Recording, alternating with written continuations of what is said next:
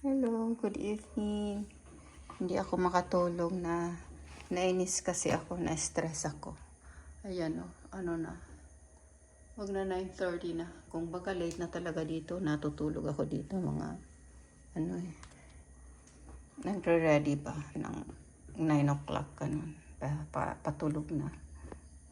Nasa ano na, tulugan, nasa kwarto na. Pero andito ako kasi yung ano pagdating ko nung dumating ako nung December 17 sa NAIA. Yung isa kong suitcase, parang hinold nila, ginagyan nila ng red tag kasi over ano daw. Ngayon yun, yung mga siguro late yun ng mga 25-30 minutes, empty na yung carousel nila bago yun mga linagay uli yung mga bago sila lagay uli ng mga suitcase. Yun, huling linagay nila. Yung suitcase na yun, nandoon yung mga linagay kong na ano ko kaagad kasi bumalik din right away ako doon sa ano sa ano lang 17 ako ng umaga dumating sa Maynila, tapos gabi umuwi na ako dito sa Bicol. So pagdating ko, nag-check ako ng mga ano, yung mga naalala ko ba, yung gagamitin ko na yung Q-tips, yung earbuds ba, yun nawala. Tapos yung gloves, maghugas ako ng ano, mga plato, nawawala. Maglilinis, syempre gusto ko sana mag ano ng, ayun nga, nagready na ako para pagdating ko merong gloves na gagamitin. Nawala yun, believe me, gloves. Tapos yung sponges, yung nagdala ko kasi marami nga kami doon, so magaan lang naman, siniksik ko na siya sa ano. Yun, nawala yun kaagad kasi syempre yung kailangan ko right away magpaglinis. Tapos last week, yung mga bottles pala ng soy sauce, yung pang lalagyan ba yung parang sa restaurant, yung mga maliliit na lalagyan ng soy sauce. Meron akong dalang 6 kasi bumili yung asawa ko ng 1 box, 12 pieces yun. So dinala ko yung 6 pieces. Yun, nawala yun, sila nawala. Sabi ko okay lang, hindi naman gaanong ano yun, di ba, hindi naman gaanong may presyo. So last week nagcut dito ng grass, so yung nephew ko sabi ko mag ano na siya, mag-practice na siya, pinapaturuan ko sana. Tapos so wala yung goggles ba, yung protection glasses, so may dala ako. Sabi ko hanap ako ng hanap, wala yun. Kasi sabi ko nga, malalaman ko na lang kung anong mga nawala. Kasi siyempre, hindi ko naman namalala na. Yun. Mahal pa naman yung bili yun ng asawa ko.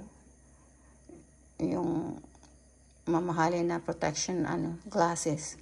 Yun, ninakaw pala. Tapos tonight, last night, ito, medyo mahina na siyang madali lang siyang na yung battery niya, yung pagcha-charge. So, pagising ko, kaninang umaga, chinarge ko siya. Hapon na, hindi pa, orange pa rin siya. Sabi ko, tinanggal ko na siya. May sabi ng asawa ko, tumawag kasi, palitan mo niya yung cord, baka sira na. Ito yung pinalit ko. Pero, hindi pa siya sira kasi ginamit ko pa nga siya. Tinesting ko siya dito, nagcha-charge Pero ito, linabas ko na nga. So, ayan, nagcha-charge. So, ito, nung tinanggal ko,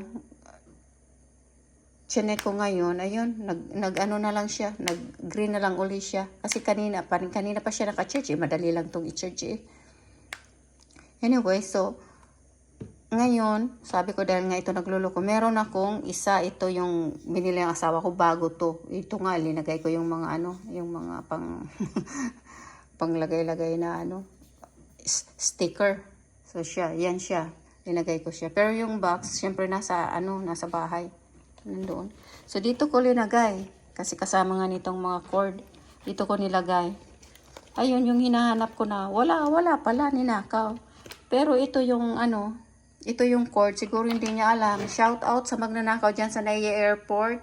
Ito po yung cord. Nakalimutan nyo, Ayan siya, Tingnan nyo mabuti po. Para pag nagnakaw uli kayo sa mga suitcase dyan, pag nagbukas kayo, ayan, ganito ang itsura niya. Nakawin nyo na rin. Sorry sa mananakawan. Pasensya na. Nakakaano lang, nakakabad trip pa lang ano. Sana manakawan ka rin para maramdaman mo kung ano nararamdaman ng nanakawan. Ayan siya, oh. Ito po yung cord niya. Hindi niya siguro alam na charge yun. O kung siyempre nagmamadali, nakita niya lang yun. Ganito, ninakaw niya na. Walang hiya. Ay, sorry po. Magnanakaw dyan sa airport po. Magbago na kayo. Para hindi kayo para ano kayo, maghingi na kayo ng tawad sa Diyos para hindi kayo mapunta sa ano, sa ilalim, sa mainit. Mga walang kaluluwa, magnanakaw. Pinaghirapan din po yan. Mga walang, ay nako, nakakainis. Nakakainis pa lang ang nawawalan ka. Pasensya na po, nag-ano lang ako. Kasi, ngayon, kung kailangan mo na, wala na. Ibang tao na pala yung ano. Sige po, gabi na. Bye.